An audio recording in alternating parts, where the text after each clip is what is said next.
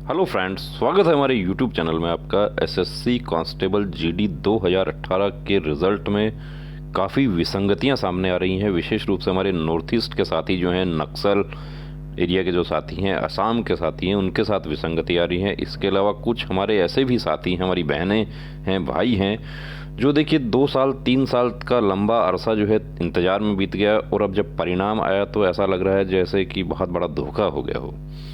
एक बहन का ये पॉइंट हम डिस्कस करेंगे। ये बड़ी परेशान हैं और इनको कुछ समझ नहीं आ रहा है कि अब करें तो क्या करें। एक्चुअली ऐसा देखिए, ये कहाँ से हैं, ये महाराजगंज उत्तर प्रदेश बॉर्डर डिस्ट्रिक्ट से हैं ये, और इनका जो है मार्क्स जो है 52.57 पे ये यहाँ पे सेलेक्ट नहीं हो रही हैं। नॉर्मलाइज्ड मार्क्स है ये। हाइट रिलैक्सेशन भी इनका नो है और अनफिट इनको डीएमई में किया था, आरएमई में ये फिट हो गई। अब इनका एक्चुअली पॉइंट ये है कि इनका नो क्वेश्चन की इनकी आपत्ति है। यदि वो नो क्वेश्चन की इनकी आपत्ति सही हो जाती है तो इनके नो नंबर बढ़ जाते हैं और ये नंबर जो है इनका देखिए 59.50 पे सिलेक्शन हो रहा है। नो नंबर इनका ही बढ़ जाता है तो ये सेलेक्ट हो जाती हैं। अब यहाँ पे बात ये आती है कि यदि ये सेलेक्ट हो जाती हैं तो यहाँ पे जो लास्ट जो हमारी सेलेक्ट बहन है उसको आउट होना पड़ेगा। अब इनकी आपत्ति क्या थी वो आपको बता देता हूँ। देखिए यहाँ पे इनकी आपत्ति, ये क्वेश्चन है इनके। देखिए, किस यूरोपीय देश को हजारों झीलों का देश कहा जाता है? तो हजारों झीलों का देश तो फिनलैंड को कहा जाता है। अब इन्होंने ए आंसर किया था, इनका आंसर जो है गलत किया जा रहा है। दूसरा आंसर, अब इनका जो एप्लीकेशन है, इन्होंने एक एप्लीकेशन भी दिया है। क्या एप्लीकेशन है देखिए।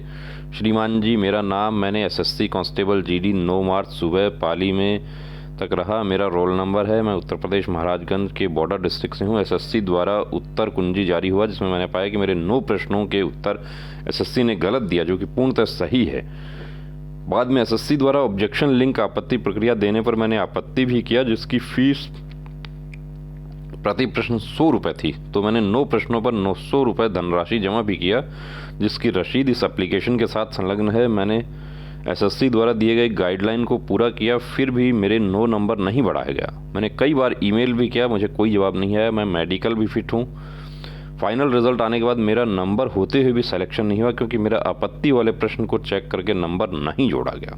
इनके अलावा कुछ और भी हमारे साथी ऐसे हैं जिनका 2 प्रश्नों में आपत्ति थी, 1 नंबर बढ़ा दिया गया, दूसरा नहीं बढ़ाया। अब 1 नंबर यदि उनको देखिए मिल जाता है या इनको भी 9 नंबर मिल जाते हैं तो ये 100% जो है ये यहाँ पे सेलेक्ट होती हैं।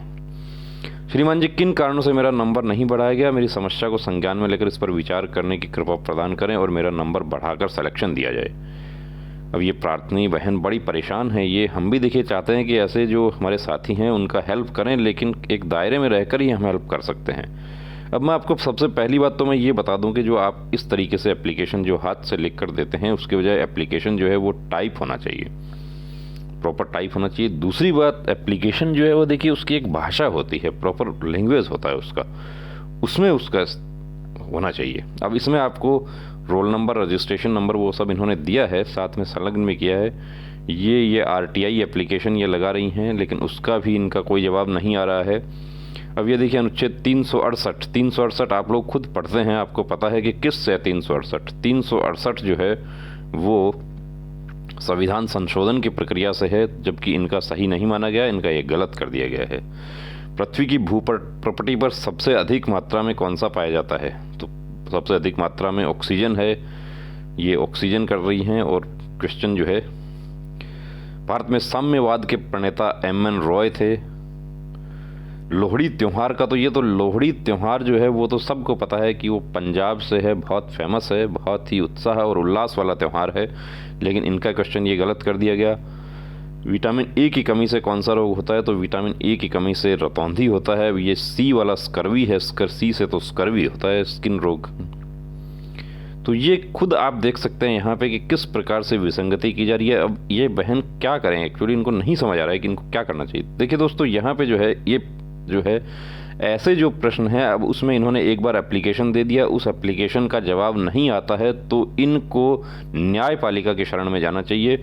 इनको किसी अच्छे एडवोकेट से, हाई कोर्ट एडवोकेट, इनका इलाहाबाद में एडवोकेट हाई कोर्ट लगेगा, इलाहाबाद उच्च न्यायालय में इनको अच्छे एडवोकेट से कंसल्ट करना चाहिए। वही हमने इनको एडवाइस किया।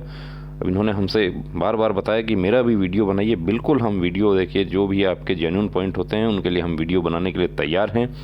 एडवाइस करने की जहाँ तक बात है तो आप इलाहाबाद हाई कोर्ट में आप रिट याचिका इसमें लगाइए। और ये क्वेश्चन जो है इसमें मैं बता देता हूँ आपको कि जो CISF DCPO ड्राइवर वाली जो भर्ती हुई थी उसमें एक क्वेश्चन पर एक कैंडिडेट ने रिट लगाई थी और वो एक क्वेश्चन जो है वो गलत CISF ने माना था, उसको आपत्ति लगाया, आपत्ति सही हो गई और उस एक नंबर की वजह से 63 कैंडिडेट्स और भर्ती हो गए, उनके मेडिकल हो गए, जबकि उनके जो साथी जो हैं उनके ज्वाइनिंग हो चुकी है, ट्रेनिंग हो चुकी है, कंप्लीट हो चुका है। और वो जो दूसरे जो 63 कैंडिडेट्स हैं, एक क्वेश्चन की वजह से वो कैंडिडेट्स जो हैं उनका अभी मेडिकल हुआ था सितंबर के महीने में।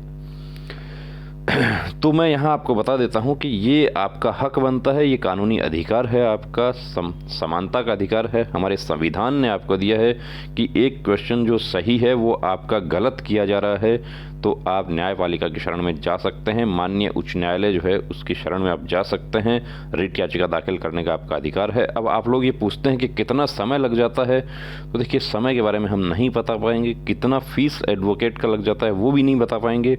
हम आपको ये बता सकते हैं कि आपको इस मैटर में 100% आपको रिलीफ मिलने का चांस है कि आपका जेन्युइन पॉइंट है। तो अब रुकना नहीं, अब थमना नहीं, अब ठानना है, वर्दी को हर हाल में पाना है।